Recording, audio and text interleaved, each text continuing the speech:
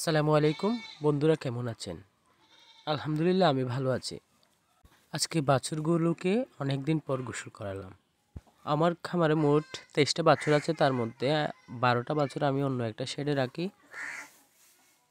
কয়েকদিন যাবৎ ওই শেডটা মেরামত করতেছি, যার কারণে সবগুলো বাছুর এখানে একটা জায়গাতেই রাখতেছি, ফলে নানান রকম সমস্যা হচ্ছে। এখন পায়খানা পরিষ্কার করার পর আবার পায়খানা পরিষ্কার করতে হয়। আমার শেডটা আসলে আধুনিক শেড না, মোটামুটি কোনো রকম গরু লালন পালন করার মতো, বাছুর লালন পালন করার মতো শেড। কী কারণে? আমার বাড়ির পেছনে খামারের পেছনে হচ্ছে মিয়ানমার।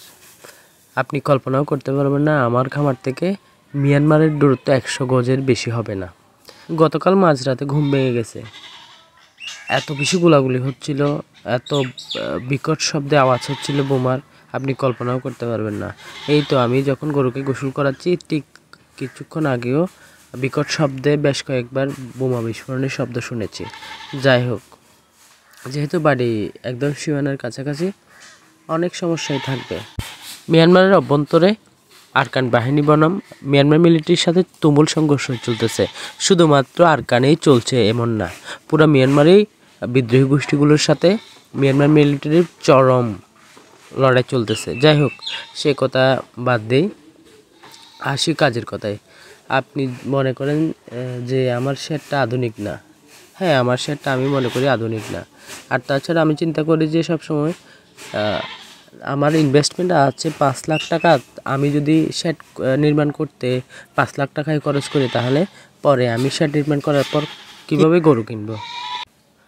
আসলে প্রান্তিক খামারি এবং যারা নতুন খামারি তাদের জন্য একটাই পরামর্শ, সেটা হচ্ছে আপনি গরুর সম্পর্কে জানুন, গরুর রোগ প্রতিরোধ সম্পর্কে জানুন, তারপর গরুর খামার শুরু করুন।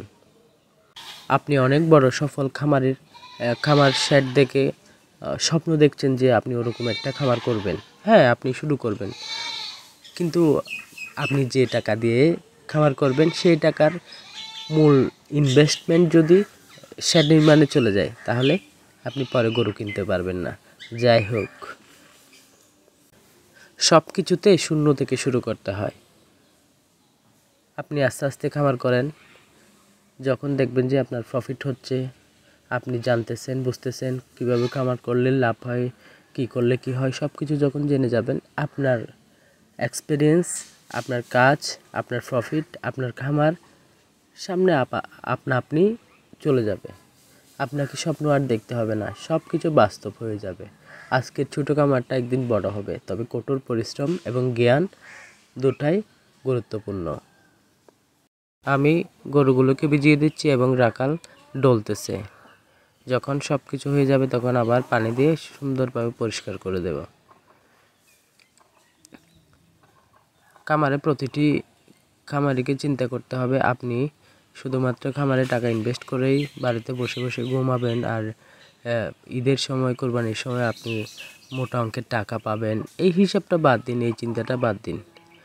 প্রতিদিন অন্তত পক্ষে একবার হলেও আপনার খামারে আপনাকে যেতে হবে, দেখতে হবে কী অবস্থা, কোন গরু কী খাচ্ছে না খাচ্ছে, কোনো রকম জ্বর, কোনো সমস্যা আছে কিনা, সব কিছু আপনাকে খেয়াল করতে হবে। রাখালের দায়িত্ব রাখাল পালন করবে, আপনার কাজ হচ্ছে আপনার দেখাশোনা করা। আপনি গোবর ফেলতে পারেন, আবার নাও পারেন, বা আপনার ইচ্ছে হয় না, আবার ইচ্ছে হয়, তারপরেও আপনাকে খামারে যেতে হবে, খামারে গিয়ে দেখতে হবে। যাই হোক, যারা খামার করবেন বা যারা খামার করার চিন্তা করতেছেন, তারা একজন অভিজ্ঞ খামারির কাছে পরামর্শ নেবেন এবং ডাক্তারের পরামর্শ নেবেন। পরামর্শ নিলে আপনি অবশ্যই ভালো কিছু করতে পারবেন। না জেনে না শুনে শুধুমাত্র ইউটিউবের ভিডিও দেখে খামার করবেন না। আপনার টাকা আছে, আপনি ইনভেস্ট করবেন, কিন্তু আপনার মানসিকতা নাই যে আপনি খামারে প্রতিদিন যাবেন, প্রতিদিন দেখভাল করবেন, তাহলে আপনি খামার করবেন না। শুধুমাত্র আপনি রাখাল দিয়ে খামার পরিচালনা করবেন, পরে আপনাকে লস গুনতে হবে, এটা আসলে হয় না। খামার করতে হলে অবশ্যই পশুর প্রতি প্রেম থাকতে হবে, ভালোবাসা থাকতে হবে।